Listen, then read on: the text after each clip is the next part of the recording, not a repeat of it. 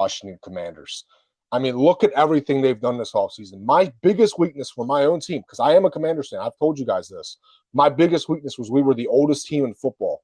The biggest thing they went out and did was infuse youth, and it's been glorious. When you watch the Washington Commanders this year, you're going to watch a team that's going to fly around and hit you hard. And Dan Quinn, I'm going to put the link in my description because you guys need to see where he's at headspace-wise. Dan Quinn is going to show you what it's like to be a head coach. He's back in the same headspace he was in 2024, and I cannot wait to see it. Dan Quinn preached the message of, 2025 we sucked, and he didn't even touch on injuries. And when a team blames injuries, even if it's a valid injury excuse, they're going to suck because if they don't think they did anything wrong other than they got hurt, you're going to lose games every single year. Dan Quinn told the media, he said, look, the reason we lost games last year was not because we got hurt.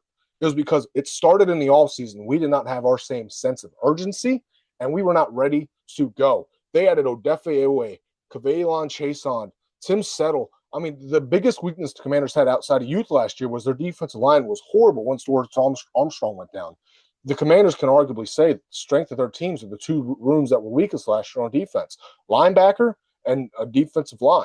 I cannot wait to see what they do on those areas of the ball. And they have this great quote that I'm loving. I'm going to start using it on this podcast. A defense is not great because of where they line up. It's where they wind up. And I cannot wait to see what Daronte Jones does. And I haven't even touched on the offensive side of the ball. They're going to add Brandon Ayuk. Terry McLaurin, Brandon Ayuk, even if Ayuk hasn't played in 2 years, is a great mesh for each other. They're going to go bounce off each other so well. And David Blau is going to scheme them open. Antonio Williams, watch out, is going to become one of the best rookie receivers in all football because they're going to put him in that Amon-Ra St. Brown slot role, and it fits him perfectly. I cannot wait to see what this Commanders team does this year. Health to Jaden Daniels aside. Even if Jaden Daniels gets hurt, I still believe this team could win 6 or 7 games.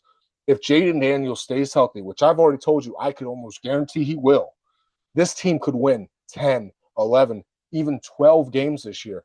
They haven't won 12 games in a long time. Well, they won 12 games 2024, but they haven't won 12 games in a 3-year span since Joe Gibbs was the coach.